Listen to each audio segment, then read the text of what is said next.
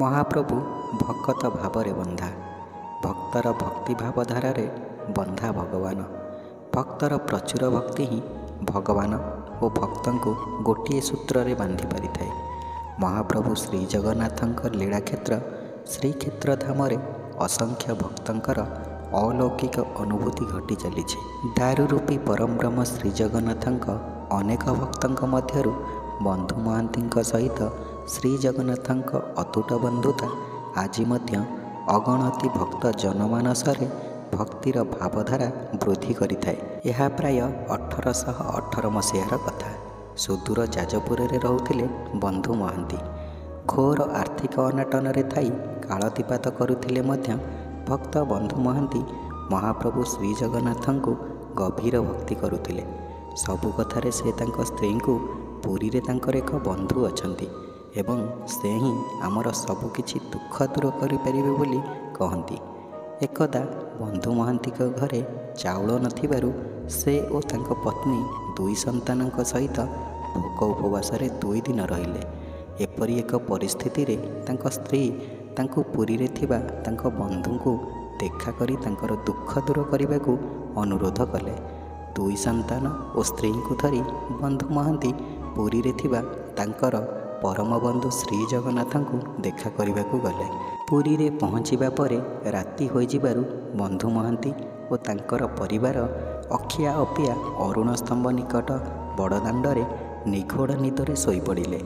ରାତି ଅଧବେଳରେ ବନ୍ଧୁ ମହାନ୍ତିଙ୍କୁ କେହି ଜଣେ ଡାକି ନିଦରୁ ଉଠାଇବାରୁ ତାଙ୍କର ନିଦ ଭାଙ୍ଗିଗଲା। ନିଦରୁ ଉଠି ସେ ଦେଖିଲେ ଜଣେ କଳା ରଙ୍ଗର ବ୍ରାହ୍ମଣ ପ୍ରସାଦ ଭରା ବିରାଟ ଥାଳିଟିଏ ଧରି ଛିଡ଼ା ହୋଇଛନ୍ତି। ବନ୍ଧୁ ମହାନ୍ତିଙ୍କୁ ଖାଦ୍ୟ ଭରା ଥାଳିଟି ଧରାଇ ଦେଇ ବ୍ରାହ୍ମଣ ମହାଶୟ ଶୀଘ୍ର ପିଲାମାନଙ୍କ ସହିତ ଖାଇ ନେବାକୁ କହି ସେଠୁ ଚାଲିଗଲେ। ସୁସ୍ୱାଦୁ ଅନ୍ନପ୍ରସାଦ ସହିତ ମହମହ ବାସୁଥିଲା ବିଭିନ୍ନ ତରକାରୀ ଓ ଅନେକ ରକମର ପିଠା ଏବଂ ମିଷ୍ଟାନ୍ନ ଖାଦ୍ୟ ସାମଗ୍ରୀ। ମନ ଭରି ତାଙ୍କ ସ୍ତ୍ରୀ ଓ ପିଲାମାନେ ଖାଇବା ପରେ ବନ୍ଧୁ ମହାନ୍ତି ମଧ୍ୟ ଅପୂର୍ବ ପ୍ରସାଦ ସେବନ କରି ପରିବାର ସହିତ ମହାନନ୍ଦରେ ଶୋଇପଡ଼ିଲେ। ସକାଳୁ ସେବାୟତମାନେ ମହାପ୍ରଭୁଙ୍କର ରତ୍ନସିଂହାସନରେ ଗତ ରାତିରେ ପ୍ରଭୁଙ୍କୁ ଭୋଗ ଲାଗି କରାଯାଇଥିବା ରତ୍ନ ଥାଳିଟି ନଥିବାର ଦେଖି ରାଜାଙ୍କୁ ଚୋରି ହୋଇଥିବାର ଜଣାଇଲେ। ରାଜାଙ୍କ ସହିତ ସିପାହୀମାନେ ବନ୍ଧୁ ମହାନ୍ତି ଶୋଇଥିବା ସ୍ଥାନରୁ ରତ୍ନ ଥାଳିଟି ପାଇ ତାଙ୍କୁ ଚୋରି କରିଥିବା ଅଭିଯୋଗରେ କାରାଗାରକୁ ନେଇ ବନ୍ଦୀ କରିଦେଲେ।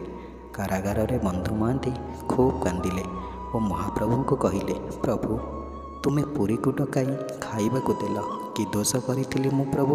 ମିଥ୍ୟା ଚୋରି ମାମଲାରେ ମୋତେ ଫସାଇ କାରାଗାରରେ ଦଣ୍ଡ ଦେଉଛ।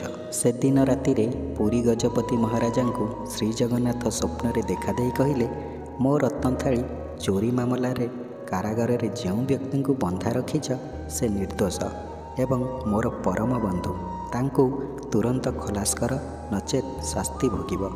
ମହାରାଜାଙ୍କ ଚାଉଁକିନା ନିଦ ଭାଙ୍ଗିଗଲା ଏବଂ ତୁରନ୍ତ ନିଜେ କାରାଗାରକୁ ଯାଇ ବନ୍ଧୁ ମହାନ୍ତିଙ୍କୁ ସାଷ୍ଟାଙ୍ଗ ପ୍ରଣିପାତ କରି ଖଲାସ କଲେ।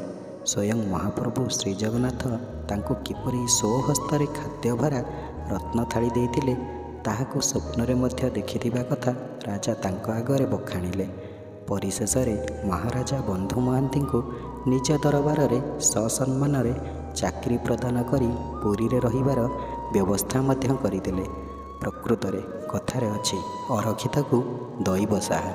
ଜୀବନରେ ସତ୍କାର୍ଯ୍ୟ କରୁଥିବା ସହିତ ଭଗବାନଙ୍କ ଉପରେ ଅତୁଟ ବିଶ୍ୱାସ ରଖିଥିଲେ ବିଭିନ୍ନ କଷ୍ଟକର ପରିସ୍ଥିତି ତଥା ଦୁଃଖଦ ମୁହୂର୍ତ୍ତରୁ ତ୍ରାହି ମିଳିପାରିବ।